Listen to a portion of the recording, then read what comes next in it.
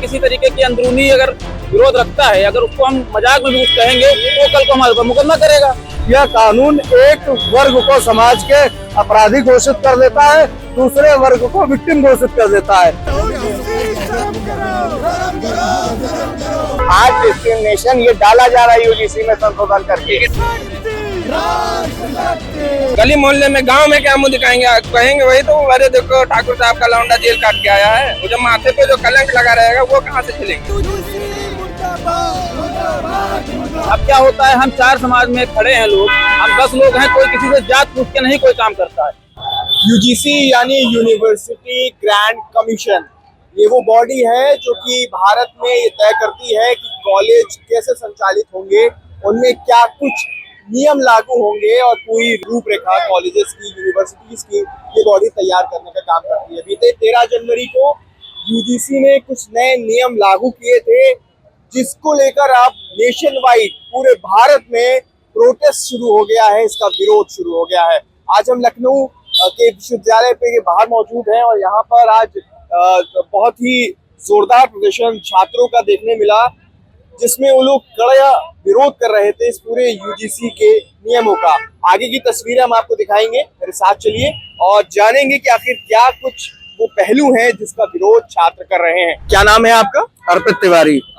क्यों ये प्रोटेस्ट हो रहा है और यूजीसी को लेकर, आप उनकी नीतियों को लेकर अब क्यों सड़कों पर हैं? यूजीसी की जो नई इक्विटी गाइडलाइंस आई है, हमारा उनको लेकर विरोध है, क्योंकि वो गाइडलाइंस जो है समाज को बांटने का कार्य कर रही है, छात्रों को बांटने का कार्य कर रही है।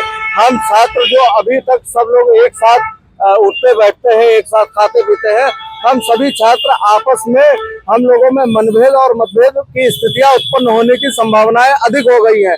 इस तरीके का यह कानून है। यह कानून एक वर्ग को समाज के अपराधी घोषित कर देता है, दूसरे वर्ग को विक्टिम घोषित कर देता है।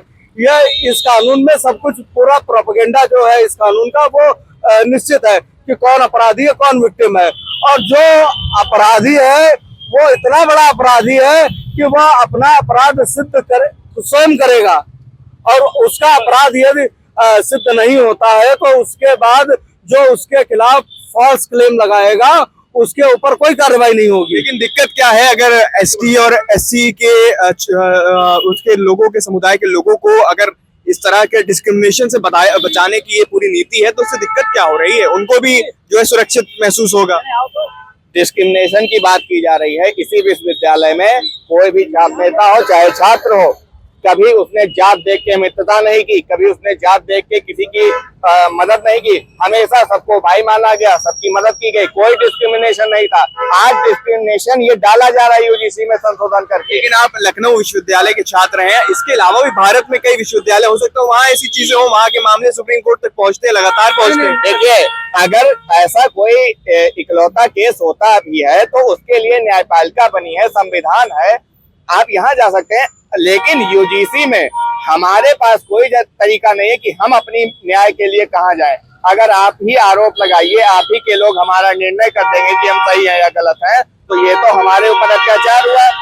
अगर कोई आरोप लगाता है तो उसका आप नाम भी नहीं उजागर करेंगे और हम तो बदनाम हो जाएंगे। आने वाली हमारी नस्लें क्या शिक्षा से वंचित नहीं हो जाएंगी? अच्छा भैया, क्या नाम है?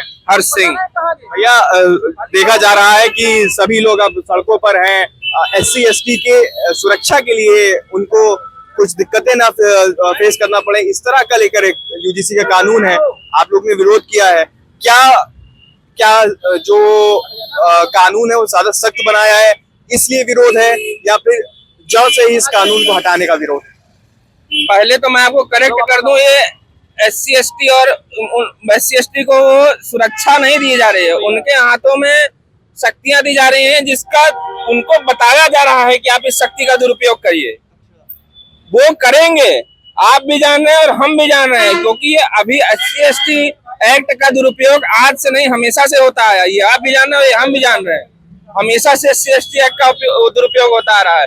उसी तरह अब विश्वविद्यालय में भी हम झेलें, उसी तरह अब हम विश्वविद्यालय में झेलें। भाई, हम किसको सफाई देते देते घूमेंगे? नहीं भाई, हमने ऐसा कुछ नहीं कहा, नहीं भाई, नहीं सर, नहीं मैम, हमने ऐसा कुछ नहीं कहा। चलिए, यहाँ तो कॉलेज की बात है, कल को हम जेल काट के आने 4 समाज में क्या मुंह दिखाएंगे? गली मोहल्ले में गांव में क्या मुंह दिखाएंगे, कहेंगे वही तो, अरे देखो ठाकुर साहब का लौंडा जेल काट के आया है। वो जो माथे पे जो कलंक लगा रहेगा वो कहाँ से झेलेंगे। अच्छा, SC/ST से रिलेटेड कोई मामला अगर आता है और उसको लेकर सुनवाई में ढिलाई होती है तो कॉलेज का और वहाँ के लोगों का संबंधित जो लोग हैं या टीचर्स हुए उनका वेतन भी रोका जा सकता है। ये भी एक पहलू है। केवल कहने की बातें हैं, किसी का ना कोई वेतन रोका जाएगा ना कुछ, केवल सवर्णों को मतलब नीचा दिखाने का प्रयास किया जा रहा है। कोई कुछ नहीं करना चाहता है, सवर्ण के ऊपर थोप दिया जाएगा। नहीं, आप इस कानून के बारे में जान रहे हैं? जान रहा हूं तभी तो समझा रहा हूं, या तुम समझाना नहीं चाह रहे हो किसी को, केवल चुपचाप। और कोई भी बिल आता है आप उसे वोटिंग कराते हो, चीजें कराते हो, चुपचाप बिल को पास कर दिया गया, किसी को जानकारी होने तक, जब तक जानकारी हो तब तक आप यहाँ पे लागू कर दिए हैं। अब क्या होता है, हम 4 समाज में खड़े हैं लोग, हम 10 लोग हैं, कोई किसी से जात पूछ के नहीं कोई काम करता है। हम लोग एक थाली में खाना खाते हैं, एक गिलास में पानी पीते हैं। कल को हम किसके साथ बैठेंगे? क्या जात पूछ के किसी के साथ खाना पानी करेंगे? कोई जिसके ऊपर चाहेगा, किसी को हम कुछ भी हंसी खेल में हम लोग दोस्ती यारी में कुछ कह देते हैं तो उसका कभी विरोध नहीं हुआ। अब क्या हो गया, कोई हमसे किसी तरीके की अंदरूनी अगर विरोध रखता है, अगर उसको हम मजाक में भी कुछ कहेंगे तो कल को हमारे ऊपर मुकदमा करेगा और उसकी सुनवाई जब तक होगी तब तक तो हमारा कैरियर चौपट हो जाएगा। भाई सुनवाई की कोई समय सीमा तो है नहीं, और सुनवाई होगी भी किससे? आप ही। नहीं तो वही मैं कह रहा हूँ कि अगर सुनवाई में ढिलाई होगी तो जो है सरकार संबंधित कॉलेज के अधिकारियों का वेतन रोक देगा। इससे अरे गलत नहीं है, ये प्रावधान है। ये बताइए, कार्रवाई में ढिलाई किसी कीमत पे नहीं होगी, आखिर सवर्ण के ही तो खिलाफ है। वही मैं कह रहा हूँ कि दबाव इसमें ऐसे तो जो टीचर होंगे, जो अधिकारी होंगे, वो भी दबाव में आएंगे। उन्हें पूरी आजादी दी जा रही है कि आप दबा दो, कुचल दो। ये कानून ही सवर्णों पर अत्याचार करने के लिए लाया जा रहा है, और करने में सरकार कभी पीछे नहीं हटेगी। और आप भी जान रहे हैं, कल को कोई भी पीछे नहीं हटेगा। क्यों अपने तनख्वाह रुकवाए? वो तो कह देगा हाँ भाई ये दोषी है, इसको जेल भेजो। 90% कॉलेज और यूनिवर्सिटीज की जो भूमि है वो सवर्णों की दान की हुई है। उसने जब दान की गई, विश्वविद्यालय बने, कॉलेज बने, किसी ने नहीं कहा इनमें से सवर्ण पढ़ेंगे।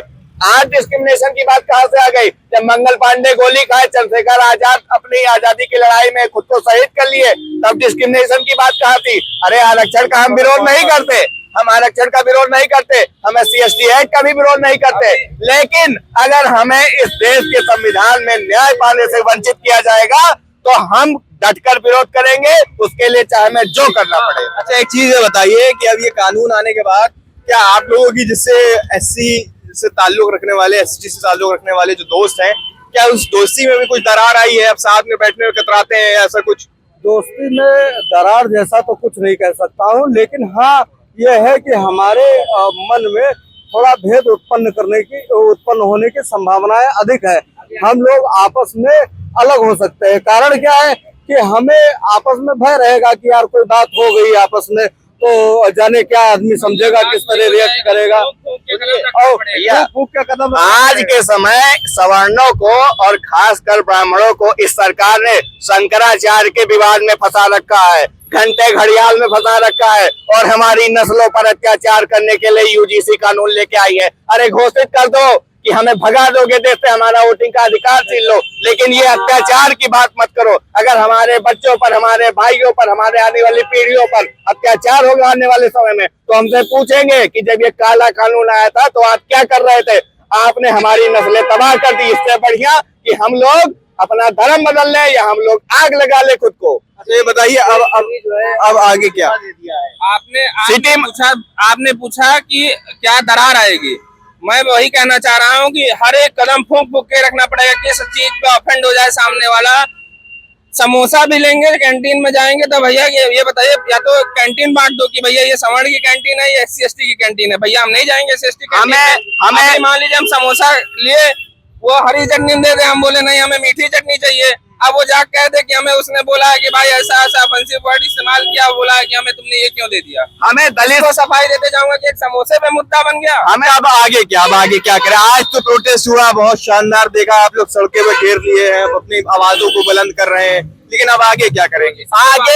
आगे हम ये घोषणा करना चाहते हो, सभी सवर्णों को इस बात पर ध्यान देना होगा कि सवर्णों ने, अगर ये UGC काला कानून आता है तो हमें दलित समाज का कोई विरोध नहीं है, लेकिन सवर्ण समाज ने अब हिंदुत्व का ठेका नहीं उठा रखा है कि आप हम पे अत्याचार भी करिए और हिंदुत्व की अफीम चटाकर हमारी नस्लें तबाह करने वाला कानून लेके आइए। हम सभी लोग आगे चल के निर्णय करेंगे और आंदोलन बड़ा करेंगे। देखिए, आज लखनऊ में जो है इस नेशन वाइड प्रोटेस्ट की कड़ी आई और लखनऊ विश्वविद्यालय के छात्रों ने सड़कों पर उतरकर यूजीसी एक्ट 2026 के तहत अपना विरोध दर्ज कराया है।